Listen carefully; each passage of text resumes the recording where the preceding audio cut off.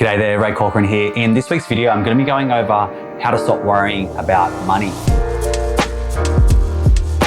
When it comes to money anxiety or financial anxiety, it can be extremely stressful for people, and it can actually have a physical effect on people when they're having challenges. Often people feel a lot of worry about whether they're not doing enough. Maybe other people that they know are doing much better than them and they feel like they're kind of falling behind. People worry about their financial future, like, am I ever going to have enough money?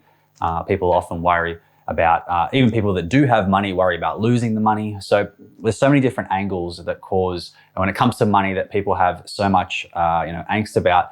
And I just wanted to talk about a few different strategies that you can use so that you maybe don't worry about money as much and can focus on the more practical side of building your wealth. So tip number one is your future is maths. Now, what I mean by that is that your financial future, whether it turns out good or bad, is really determined by some pretty simple maths. So if you were to make $800 a week and you are saving or investing $100 a week at, say, a 7% return, which is quite achievable, you would be a millionaire by the time that you are 65 if you started investing when you were 25. So for a lot of people, this can be quite relaxing for a lot of people, because they can see, well, even with only $100 a week, which is very achievable for many people, and for some people that's like easy to do, and that over time can turn into a lot of money just by having basic habits. And you don't need to be, come from a rich family or be particularly smart or really anything.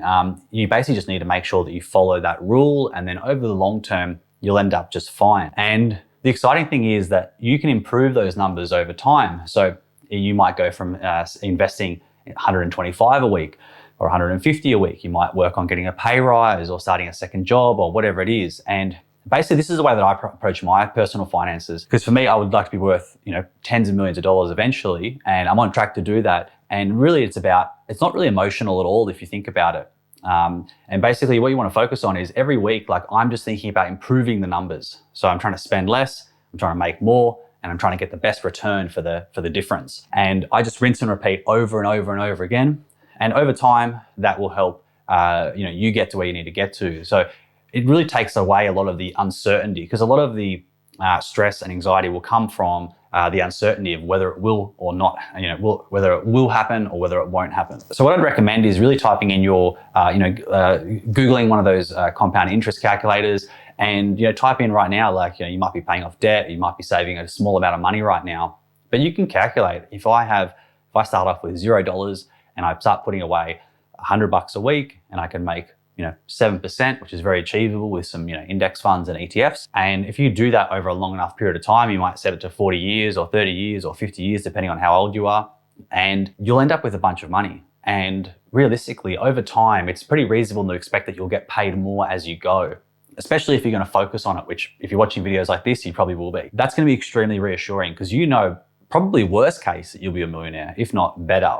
And the truth is, a lot of people don't get there because they don't focus on this stuff. So if you're kind of in the game and really thinking about this stuff, you'll do miles better than everybody else. And it ends up becoming a conversation of not if it's going to happen, it's just a case of when, and I'm going to do activities every single week to improve those numbers and basically bring that date forward. So if you work out that, it'll take you 40 years to become a millionaire from now, then if you do extra work or get better returns or spend less money and can invest more, that time frame will come earlier and earlier and earlier. And then from there, you might end up with 2 million or 3 or 4. And it's very, very achievable, especially the younger you are. An important thing to understand is that as emotional as money can be, at the end of the day, debt is a number, income is a number, expenses is a number, returns are a number, it's a percentage.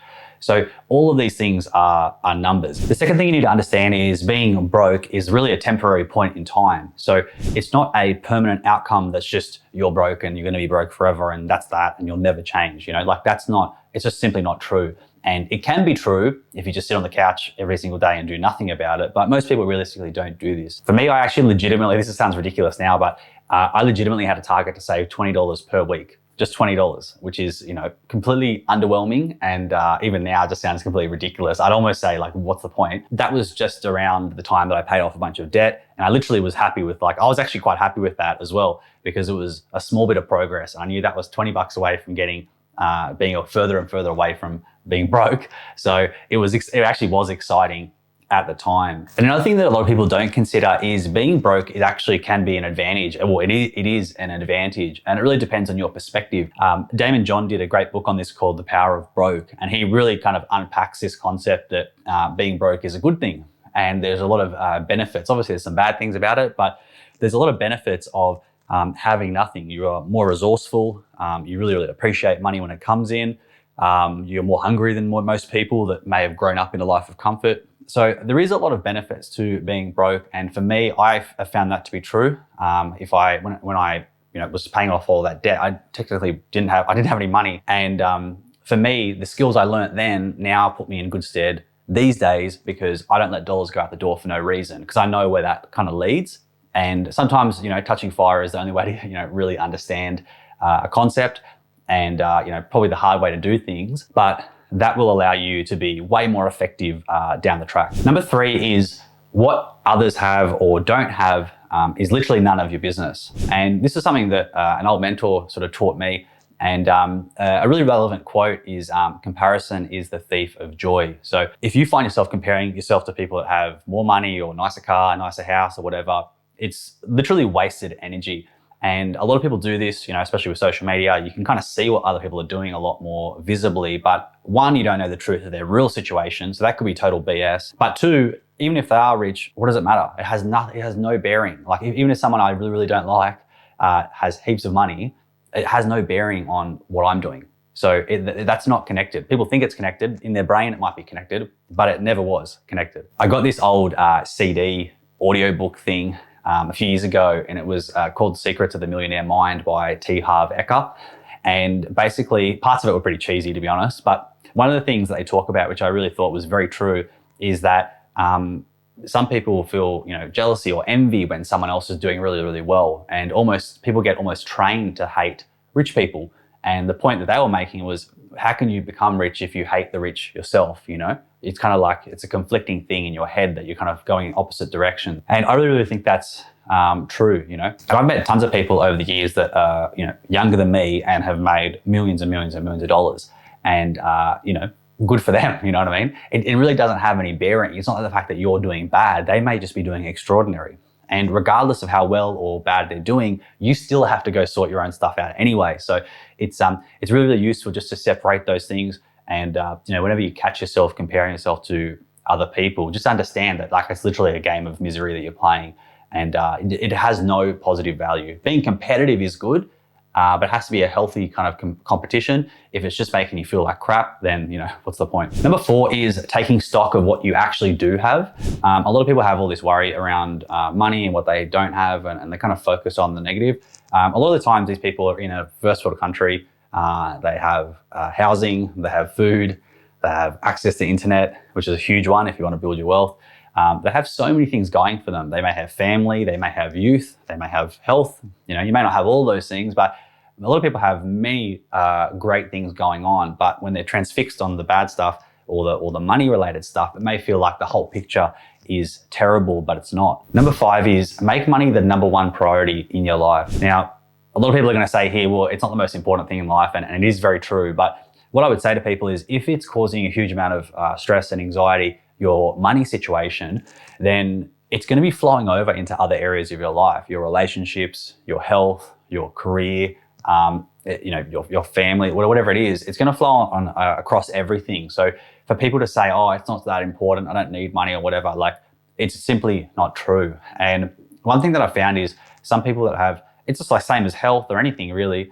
If it's not a major priority for you to sort it out, then you're not going to allocate a lot of time and effort to fix it. And if you don't allocate a lot of time and effort to fix it, then it probably won't improve, and then you're kind of stuck in the same situation. And I know for me personally, I didn't find things really improved that fast until I actually just started to make it, unapologetically. I was like, this is my number 1 focus, is getting this sorted and getting some traction here.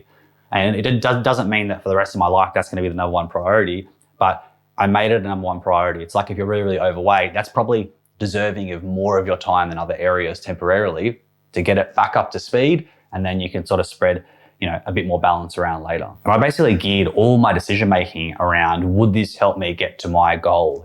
It was kind of like the North Star, and that was where I was heading. I wanted to head to a situation where there was way more money. And to do that, there was, it really shaped what people I hung out with, what I spent my time doing, what I spent my weekends doing, especially, how I spent my money, what I knew about investing. Part of it was just educating myself so I could invest smarter. And really what you should be doing is really stop dancing around the issue or kind of half-assing it, but really dive into it and be like, you know what, I'm going to make a decision to fully commit to managing your finances, whether it's income, expenses, investing, all that sort of stuff. Make it the priority, and you'll find that that'll flow through to other areas of your life because you'll be a lot more relaxed because things are going much better than they were. And then, it doesn't have to be your 100% priority forever. And it also drags down other areas of your life. If you think about it, if the money thing's going really, really bad, you're not going to be as present with your kids, or you might not be as present with your partner, or you may be irritable at work, or you might have anxiety attacks, or whatever it is. It's going to flow through. Your health is going to be compromised when you have high levels of stress. That's been documented, very well documented. So keep that in mind. You may not be money hungry, you may not care about money, but fixing it may really help other areas of your life, which are really, really important. So it's something to consider. Number 6 is writing down the problem. And this is something that some psychologists actually do for people. And they tell them to write down the problem to really get it out of their head and onto paper and start to unpack this issue. So whether it's I have $2,400 in debt or whatever it is, or it's I'm getting stressed because I don't know how I'm going to pay my bills this month, or whatever the thing is. One thing that I did that I've mentioned in the previous video is when I learned this from a guy called John Reese. He's a marketing guy, and he was in debt years ago or whatever. And he said that one of the most helpful things he did was write down the exact to the cent amount that he owed across everything. And I actually did that and found it very, very useful as well, because it kind of made it this, it went from being a big abstract thing that I'm I just know it's a bad situation. I don't even know the quantity that's owed, but I just know it's not great and it's getting worse fast, to a point where I was okay, it's $74,624.22. And that clarity really, really helped relax me in a weird way, because I was all right, that's the number. I got to do tasks to reduce the number. And that's that. And every time I paid something off, I crossed it out, updated the number, crossed it out, updated the number. And I put it somewhere prominent so I could see it every day and confront it every day. And it's not something that gets stuffed in the back and you never look at it and it just keeps getting worse and worse. And it's going to probably bite you in the ass one day. And it was something that I just tackled head on. And I found that way easier because it was just a case of, it became more of a process rather than me just being it's a bad thing in the back of my head that I'm kind of just stuffing away for a sec. So you might find that useful as well. Number 7 is a concept that really, really, I think will help reduce stress when it comes to money and probably anything, to be honest. And that is a great quote that stress is the difference between expectation and reality. So a lot of people have these crazy big goals, and there's nothing wrong with that. But sometimes when the goals are super, super ambitious and high and the results are really, really low, that gap can create a lot of tension, because things aren't going to plan and you're way off your goals. And it can actually be demotivating sometimes to have crazy big goals. You got to identify whether that's actually hurting you or helping you. Because for some people, it'll really, really motivate them. But for many people, I would say most people, I actually think it would have a negative effect because they're always really far away from the goal. Might be better to chunk it up, or even temporarily put all the goal stuff to the side for a second and just focus on getting some basic traction today and tomorrow. So, really shrinking down the scope of what you're trying to do, get some traction, and then increase the goals back up later once you've got a bit of momentum and you're feeling a bit better about things. It could literally be as simple as putting all the goals to the side for a second and just focusing on seeing if you can get a couple of extra overtime hours at your day job or something like that. It could be, put everything to the side. I'm just going to pick one bill. I'm going to call up my insurance provider and see if they can reduce my car insurance or if they can do a better rate, maybe shop around. That will create much more progress than you being oh, you know what? I'm just, I'm miles off. I'm doing terrible. I'm already 35 or 45 or 50, whatever the age, it doesn't really matter. It just becomes a really unhelpful loop in your head.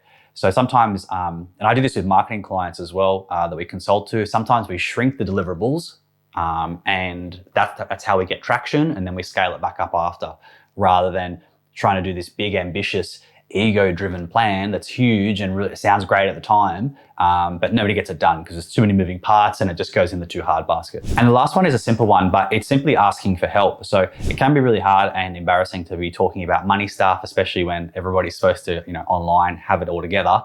But ultimately, if you don't know anything about money, or you really, you're not very good at whatever it is, how would you expect to figure it out? I think one thing that I've gotten a lot better at over the years is just asking for help quickly and getting it over with, and just asking and being curious and finding people that had some sort of results. Because I didn't know anyone particularly rich when I was growing up. But over time, I've met people just through business and working, and you just chat to people and you ask around and that sort of stuff. And eventually you'll probably meet some people that are doing really, really well with money. So it's one of those things where it's, just start asking, be curious. There's no such thing as a stupid question. I think the stupidest thing is actually not asking questions. So that's the only way you're going to figure stuff out. And there's no shame. There's people that are out of shape. There's people that have bad with money. There's people that have all sorts of, issues. And it's like, if you're going to go inwards and not doing anything about it, the issue might not change. But if you start, as they say, a problem shared is a problem halved. That's super, super true. So I hope you found that useful. Hopefully that can give you a couple of concepts and strategies that you can start to implement. And if money worries are a constant ongoing thing for you, ultimately taking action will help you get even the smallest bit of action will add up over time. And you can use these strategies to feel a bit more relaxed. At the end of the day, money comes and goes. And just because you have a crap situation now, which I have had in the past, it doesn't mean that you're not going to get any positive situation in the future. It's just simply not true. So hope you found that useful. If you have any questions or of your own tips as well, happy to answer. And I'll see you in the next video.